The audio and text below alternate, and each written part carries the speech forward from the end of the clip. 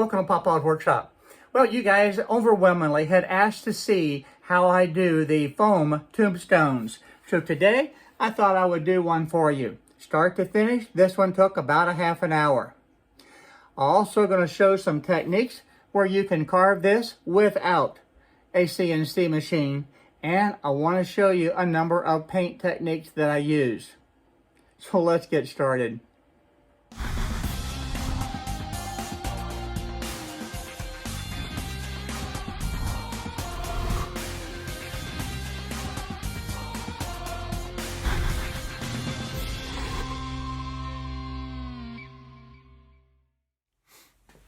Before we start today's video, I've got a real big favor. Recently, YouTube has changed their algorithms. What does that mean? That means that my videos are not being recommended as often as they used to. How do we change that? I need your help in a most urgent way to be able to like this video, share it with as many people as you can, and subscribe. By making these 3 simple changes, it really will trigger those algorithms to be able to get the recommendations back out to everyone in the woodworking community and the CNC world. So if you like the videos that I'm producing, you like my teaching methods, please subscribe, like, and share. Now, let's get back to today's video. The first thing I did in Easel is just went ahead and opened up a brand new project page. As far as the outside shape, you can really create any shape that you want. In fact, what I'm going to do is carve this very shallow and just finish cutting it out on the table with a knife. Not a big deal because we're going to do a lot of extra work to this and it doesn't have to be real pretty. So I'm just going to go ahead and cut this at a 0.05 and that will be it. Now, as far as the other information, we can just come and select a text, and I like to be able to use a bold text. So I'm going to choose this one right here. And what I'm going to do, just have a little fun with this, is just type in storm and E, and that will be it. And then I'm going to set up another line because I want to be able to move this around. I'm going to choose the same font. We're going to move it up anyway, just close by. And I'm going to type weather because we have had a crazy year with all the different storms. So that's what I'm going to work with. Stormy weather. And I'm going to make this larger. So we can just grab the corner of the handle, pull that, and that will be good. Now then, as far as center, where is center? I'm just guessing right now, but this is 18 inches. I already centered the outline, so I know the center of this project is going to be 9 inches. So all I really need to do is just come right up here and on the x-axis, set that at 9 inches, and that moves it right to the dead center point. I can do the same thing with this one. Right now, real close. I'm just going to go ahead and highlight this, type in my 9.0, and it's centered. So there's some text, and let's see here. I'm going to put in here in a smaller text, never dies. And one of the things I can also do is just highlight this outside, and we can make it longer. So I can just stretch this right up, stretch this down. I can then take this, slide it down closer. We'll put it into the center also, same exact way. Just type in my 9.0 and it's done. And then if we want to be able to make this one a little bit larger, we can do that. And then we'll set it up again for the 9.0 and it is centered. So that looks pretty good. Now then, we can put some type of little graphics up here. So let's go over and take a look at some icons and see what we can find. One of the little icons I found is right here, my lightning bolt with the cloud. I think I'm going to use that one. So that comes right into this point, and we're going to slide it right up to here. And let's make it a little bit bigger. We'll slide that over. Again, we'll put it right into the center. So you can see right now it's not quite there. So 9.0 slides that over to the center point. And of course, we don't want it to cut that deep. We want to cut this at about the same thing, 0.08. There we go. And I want to be able to select this. And then I'm going to hold the shift key down, select these other ones, and I'm going to change everything to 0.08. So I've got everything highlighted now. So I'm going to go over here and select 0.08, and it is done. That will be my tombstone. All I'm going to do is use an 1/8 inch bit right there. As far as the cut setting, because this is foam, I want to be able to cut this fairly fast. So I'm going to select my manual. I'm going to go ahead and put this at 80 inches a minute. We're going to see how that works. Whoops, didn't mean to close it out. 12 inches a minute is fine. We're going to do this in one pass. So that's going to be 0.08. That will take care of the settings. So as far as a preview of this little tombstone, that's what it's going to look like. And then from there, we're going to be able to just take the knife, cut it out. We're going to do some weathering techniques on it, and we will have it. Now, how long is it going to take to cut this? It's going to take about 11 minutes. That's not too bad. Now, I want to take a moment and discuss the foam that I use. Over the years, I have used both the pink foam that you see here and also the blue foam. And what I have found with the techniques that I use to weather the foam, that I like the pink foam better. Now today, I'm going to use just a piece of the 1/2 inch foam to be able to do this project. If you want something thicker, by all means do so. A lot of people will use the 2-inch thick foam, and that works great. So don't feel bad about grabbing a piece of the 2-inch foam and using it, because it's extremely well. I'm using a 1/2 inch foam today because that's what I've got on hand. So the first thing we're going to do is go ahead and cut a piece out of this 18 inches wide, 21 inches long, and get it set up on the CNC machine. To lay out this tombstone, I'm just using a black Sharpie pen, and you can use just about anything. It's really not that important. So I'm going to go ahead and just measure 18 inches. And I'm going to measure up my 21.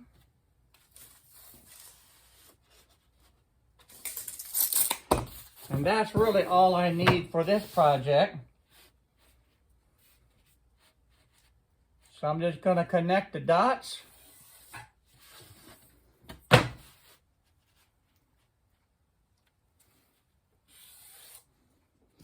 Now to cut this out, I'm just going to use a regular utility knife to be able to do that. Again, this does not have to be perfect.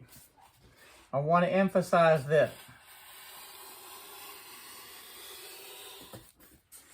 Now, the next thing I want to point out, there's a plastic film on this foam, and you want to be able to remove that. So just grab an edge and just pull it and take that off. And that is found on both sides of the foam.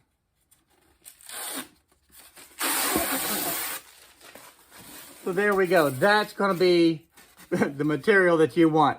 Don't want to leave that thin plastic coating on your foam. All right, I'm going to go ahead and get over to the CNC machine, set this up, and let's get it carved. Now, I went ahead and just put 2 clamps down to be able to hold this in place. And because I didn't cut it perfectly square, it's not 100% at my normal XY0 point, but it's close enough. I have a little bit of room left and right on the X and both the Y axis too, to be able to make sure that that's going to be fine. So I'm going to go ahead and carve this, and I have my 1/8 inch bit in. So let's get started with that part. As far as the bit, I decided just to use the 1/8 inch straight bit. I could have just as easily used an upcut bit, and it would probably work for the foam better. But this is what I had in the machine, so I just left it. So if you look at this letter, you can see that it's carving at the full depth. Remember, I set this at 0.08 with the depth per pass at the 0.08. So it does everything in one pass, and that saves a lot of time. At this point, you notice that it's carving the outline. Now, one of the things that you will also notice, it only has stormy weather. It does not have the other graphic, and it does not have the never dies. Well, this is what happens when you get into too big of a rush. I had two different files that I was working with when I was setting up and doing the video, and what did I do? I carved the first one, the one that did not have the graphic and the never dies in it. But that's okay. I'm going to show you how to fix that and let you know that, yes, mistakes do happen, but sometimes they're pretty easy to be able to correct. Now here's the file that I really wanted to be able to carve, but didn't. I ended up accidentally carving the other one, and so now we're going to make a change. All I'm going to do is bring this to a 0 depth, and I'm going to change the stormy E and weather to a 0 cut depth. And that will leave the two pieces that I did not carve the first time. And that's what it's going to look like. So now we're just going to go ahead and carve that, and that will take care of my error.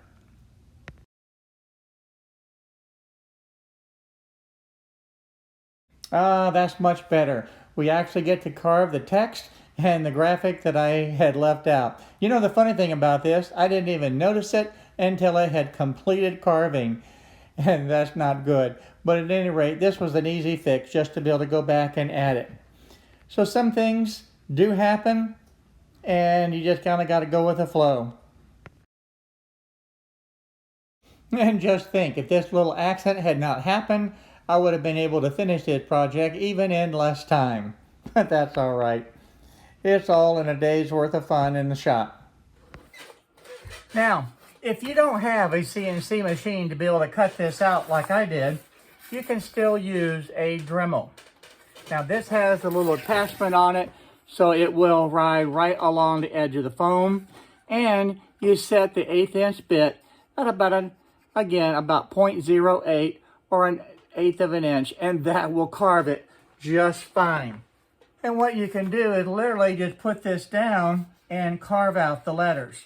The only thing you would need to do is photocopy the words and the graphics that you would want to put, and you could actually tape that down to the foam and then just cut it right out. And before I had the CNC machine, that's exactly how I did it. And then you can just follow this around and cut out the letters, cut out the graphics, and you can have a great looking tombstone just with the Dremel and an 1/8 inch bit. Could I have cut this out on the CNC machine? Absolutely. But I'm not really looking to have it totally precise, and this is a whole lot faster. And I'm going to show you what I mean in a minute when we start making this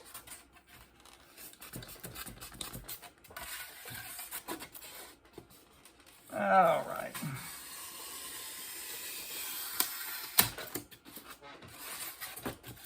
And you can see this does not take any time, and I don't think I could cut it out any faster with the CNC machine. Are we going all the way through? Let's see, not quite. Got a little bit more here to get. There we go.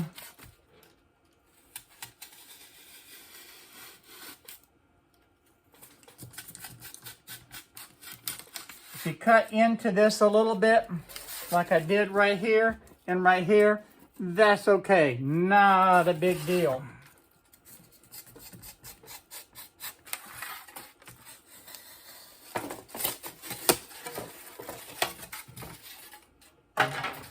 Now this is why I use a knife to cut it out, because it is just so much faster.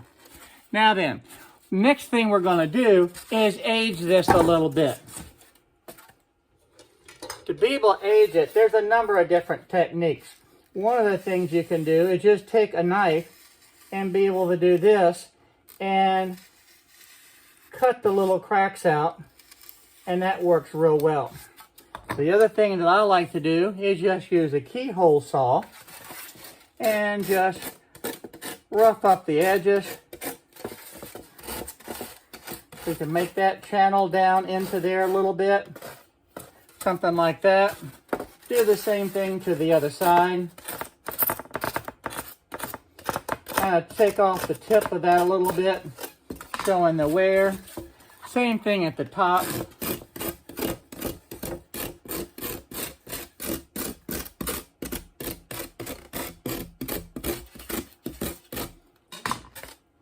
And you can do that as much or as little as you want to be able to get the desired effect.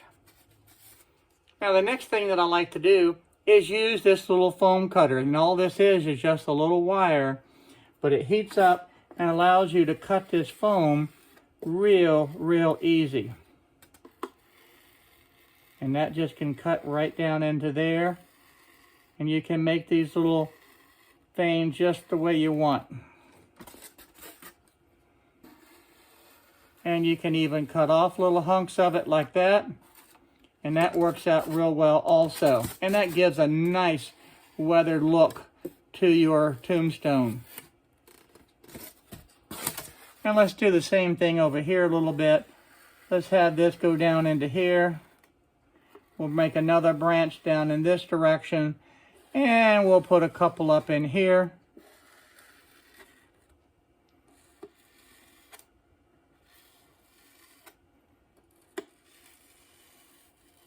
You can do as many or as few, doesn't really matter. We'll cut that out a little bit there, and we'll bring that one back in toward the cloud. All right. If you want to do a little bit more weathering, I'm going to switch back over to this.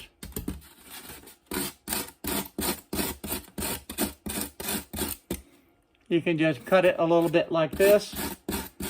And again, as much or as little as you want.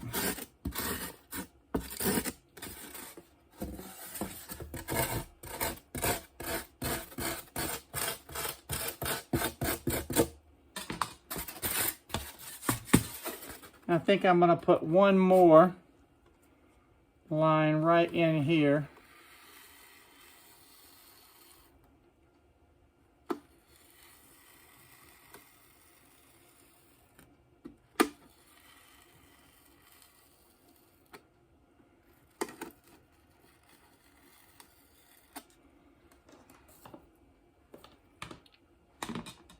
And I'm going to help this one out with the knife a little bit.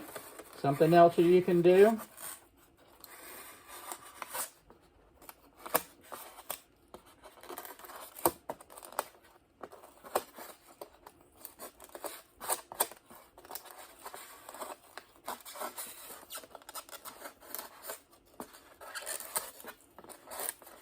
There we go. So that's what it's looking like, and it doesn't take any time to be able to do this. Now I have one more technique I want to show you also, and we're going to apply heat to this foam. Now I have just a regular heat gun, and this is the reason I like the pink foam better, because it reacts to the heat much better than does the blue foam.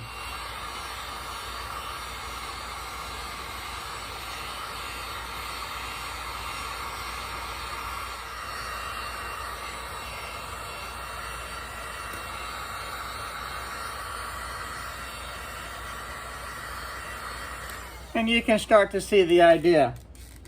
I went ahead and weathered this A little bit. This is now different layer. This kind of shrunk and sinks in. So now it's time to go ahead and paint it. The paint that I start with is just a black primer, or it can be the paint and primer. It doesn't really matter. But keep in mind, this will melt the foam also. So you have to use it a little bit at a time.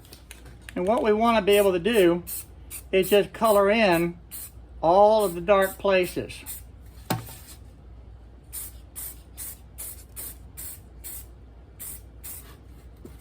And you can see how it will eat the foam a little bit. That's okay.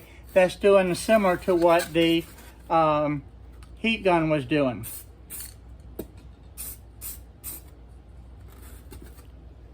All right, I'll be right back after this part's done. All right, after it's sprayed, it pretty much looks like this. The most important thing is you spray several light coats on it, and you want to be able to get inside of all the letters and inside of your weathering effect that you have. And this will dry very, very quickly, and we can move right on to the next process. Now I had picked up some sampler paints just at the big box store, and what you're looking for is a gray type of color.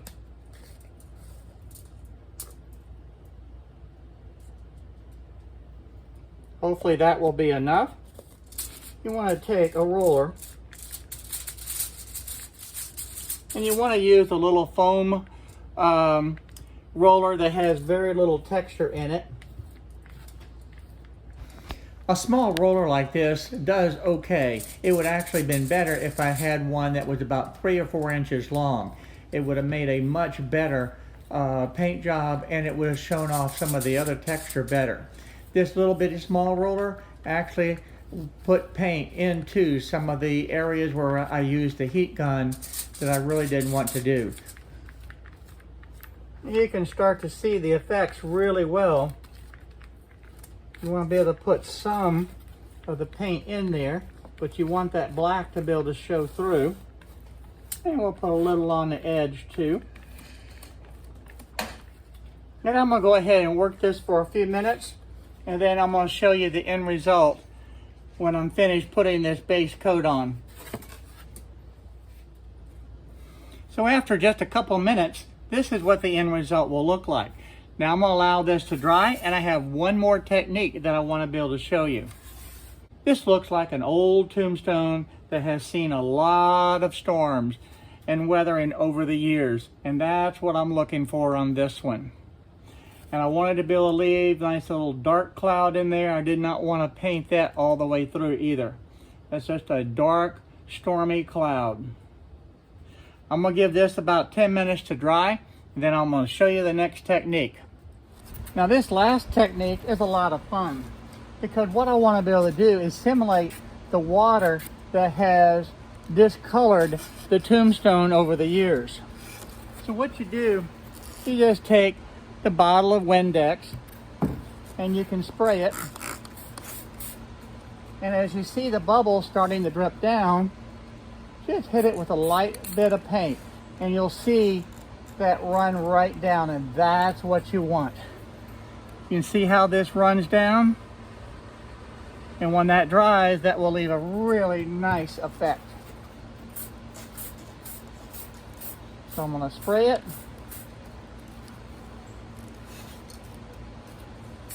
Barely hit this with a little bit of paint and let it run down. If I need just a little bit more, there you go, you can see it running. We'll add a little paint to it.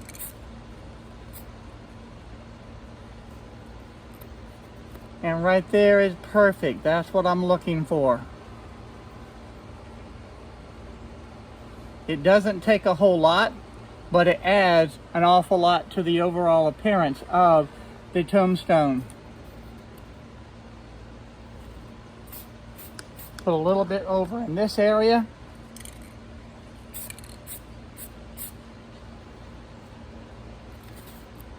Add a little bit more. And there we go.